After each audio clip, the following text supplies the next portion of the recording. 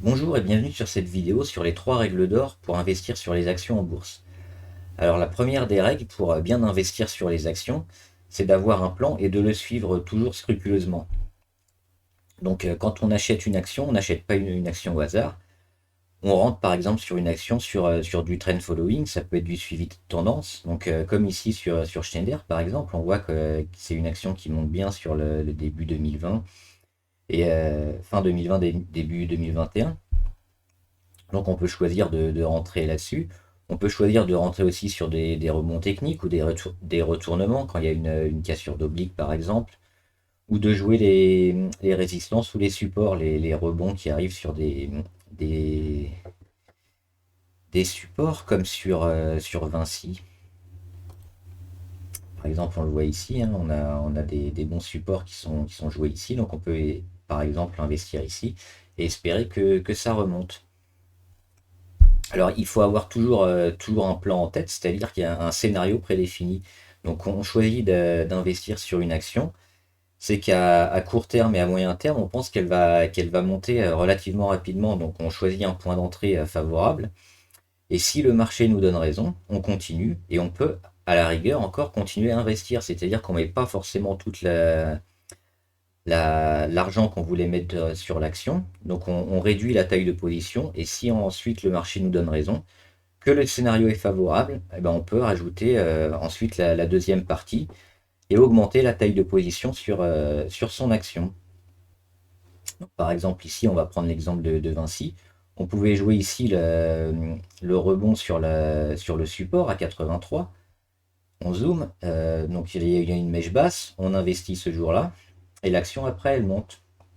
Donc on peut investir le lendemain ou le surlendemain le double ou une partie de ce qu'on avait mis, de ce qu'on voulait mettre. Par exemple, si on voulait investir 10 000 euros, on peut jouer à 5 000 euros ici, sur les 85. Et puis on voit que le lendemain et le surlendemain, ça marche bien, le marché nous donne raison, donc on investit encore 5 000 euros pour avoir la taille de position qu'on voulait mettre au début, c'est-à-dire 10 000 euros par exemple. Donc on peut le faire en 2 fois ou en 3 fois, ça dépend. A contrario, un plan, il peut être mauvais. Donc on va le voir avec Worldline ici. Worldline, elle butait ici sur les 82,6. Et puis là, fin juillet 2021, elle arrive enfin à dépasser les 82,6. Donc on peut se dire que ça va être une tendance haussière. Donc on investit ce jour-là. Et 2 jours après, ça commence à descendre énormément. Donc là, le scénario est invalidé. Donc la deuxième règle importante à avoir en bourse, c'est d'accepter ses pertes et de couper ses positions quand le scénario est invalidé. Donc vous jouez un scénario, et si le marché vous donne tort, que l'action commence à dévisser, votre scénario n'est plus bon. Donc ce qu'il faut faire généralement, c'est quitter la position. Alors ça dépend du scénario que vous avez.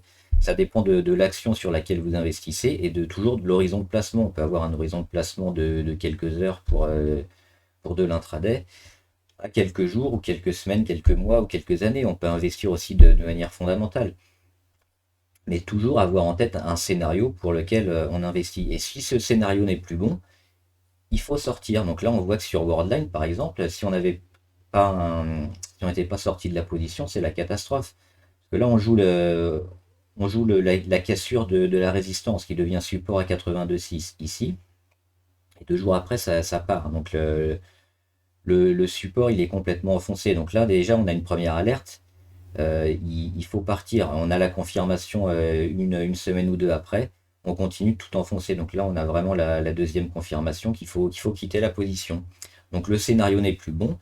Euh, on prend ses pertes et l'avantage, alors quand c'est comme ça, on voit, si on était resté, on avait investi sur les 84 et puis on partait sur les 77, mais si on restait, le titre continue à chuter, et puis certains, ce que font, c'est moyenner à la baisse. C'est toujours très mauvais de moyenner à la baisse. On rajoute encore de l'argent pour une position qui est perdante. Donc au final, on a une taille de position énorme sur un titre qui ne fait que chuter. Donc là, on continue de chuter, on finit, on est à 38.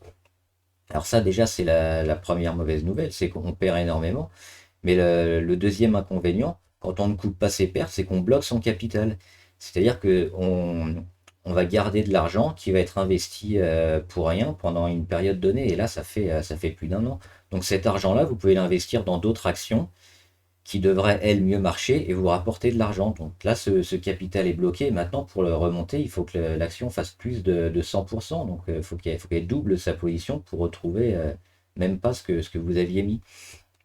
Donc la deuxième règle d'or, c'est toujours mettre des stop-loss et couper ses pertes quand votre scénario n'est plus bon. Si le marché vous donne tort, il faut partir et quitter la position.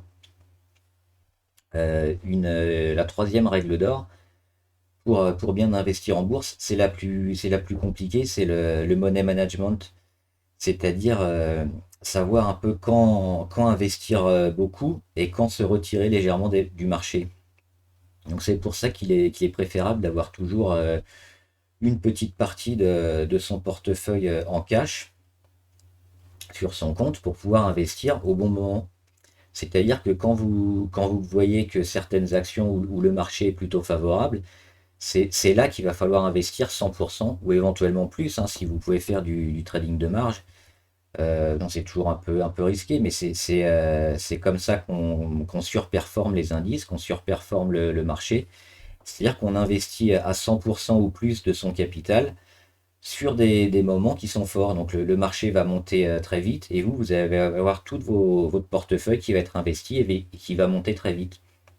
A contrario, quand le marché baisse, quand le marché temporise un peu, c'est mieux de se retirer un peu, de garder un peu de cash. Alors le pourcentage, c'est à vous de voir, mais généralement on fait au moins 10 ou 20% de cash en général qu'on garde parce que ça permet d'investir toujours sur des actions qui vont par exemple faire un breakout, qui vont être très intéressantes, qu'on voit tout de suite, que tout le monde voit, sur lequel il va falloir se placer tout de suite. Donc il faut toujours avoir au moins une réserve d'argent, à peu près de l'équivalent de 10% de son portefeuille au moins, pour se mettre sur ces actions intéressantes.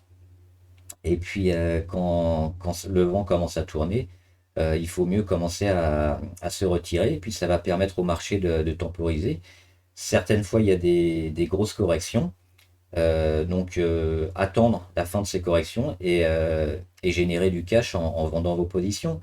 Et une fois que le marché a bien descendu, vous avez un portefeuille qui était assez peu exposé, avec beaucoup de cash, et vous pouvez investir à nouveau dans ces moments-là où le marché est bas et remonter, ce qui permet de jouer plus fortement les hausses. Donc votre portefeuille va être énormément investi quand le marché va monter. Et à contrario, quand vous coupez vos pertes ou vous prenez vos plus-values, une fois que le marché commence à se retourner, donc ça permet quand le marché baisse, d'avoir moins une position de portefeuille plus faible quand le marché baisse. Donc tout ça, ça vous permet de baisser moins et d'augmenter plus vite, donc de surperformer par rapport au marché. Voilà, j'espère que la vidéo vous a aidé. N'hésitez pas à mettre en commentaire si vous avez des questions. Bon trade, à plus!